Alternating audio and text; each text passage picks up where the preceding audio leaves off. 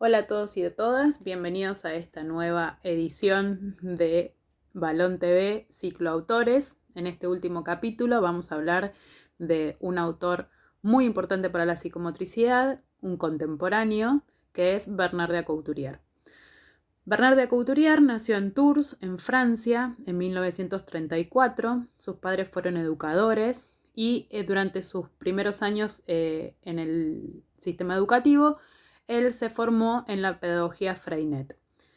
Ubicándonos siempre en contexto histórico, él transitó sus primeros años educativos dentro de lo que fue la Segunda Guerra Mundial. Siempre tuvo una inclinación hacia las actividades deportivas, entonces decide estudiar y formarse como profesor de educación física y específicamente investigar sobre el análisis del movimiento. Trabaja en Lyon durante muchos años, pero esta concepción del cuerpo disciplinado y del cuerpo instrumental de la educación física no le resulta en sus prácticas. Empieza a cuestionarse esta concepción. Entonces comienza a trabajar con un equipo de reeducadores de niños y niñas con dificultades. En este contexto comienza su investigación, que estaba orientada hacia la expresión libre del movimiento para estos niños y niñas específicamente con dificultades para que pudieran salir adelante. Entonces, él trabajaba con trastornos graves de la personalidad, la motricidad y comienza a llevar su práctica hacia el campo educativo terapéutico. En el contexto de los años 60, en Francia, que fue una etapa de revolución cultural, social y política, él empieza a desarrollar un montón de bibliografía, un montón de investigaciones, y en 1967 crea junto a Lapierre y a Bayer la Sociedad Francesa de Educación y Reeducación Psicomotriz, que tenía ya una visión más centrada en la concepción relacional del cuerpo, en la educación también, poniéndonos en este contexto de una Francia revolucionada, de una Francia del Mayo francés, de una revolución cultural y relacional, donde el cuerpo empieza a evolucionar a una dimensión más libre y expresiva. En 1974, el Estado francés reconoce el título oficial de psicorreeducador y según lo que Bernard Couturier comenta en algunas entrevistas que le fueron realizando a lo largo de su vida, él dice que en 1976 nacen oficialmente los psicomotricistas porque es el año en el que empiezan a organizarse y a organizar su estatuto.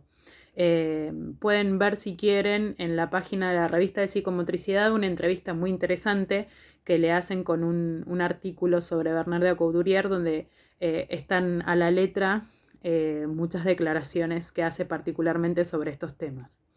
Luego de trabajar muchos años junto a Lapierre, en 1980 publican su último libro juntos, que es El cuerpo y el inconsciente en educación y terapia, y luego de la publicación de este libro finalizan su relación profesional. En 1985, Francia otorga oficialmente el título de psicomotricista. Estos son todos hitos importantes para la historia de la psicomotricidad y sobre todo para todos aquellos formadores que vienen desde Francia. Couturier observó y desarrolló la práctica con niños y niñas en sus primeros años de la infancia, sobre todo entre el nacimiento y los 6 años, en el ámbito de la actividad educativa y preventiva. También trabajó con niños de escolaridad primaria y también en escuelas de educación especial con trastornos graves del comportamiento y la inteligencia. A través de todo este trabajo, de todos estos años de trabajo, casi 30 años de trabajo, él fue delineando los principios fundamentales de la práctica psicomotriz educativa y terapéutica, que es una práctica que acompaña las actividades lúdicas del niño, concebida esta práctica como un itinerario de maduración que favorece el paso del placer de actuar al placer de pensar. Este es un concepto que repite en varios textos Couturier. En 1986 creó la Asociación Europea de Formación en la Práctica Psicomotriz, de la cual él fue presidente y fundador. Y entre el año 90 y el 95 es que él ya propone la denominación de práctica psicomotriz Couturier, que finalmente en el 2009, un 30 de enero, es registrada como práctica psicomotriz Couturier.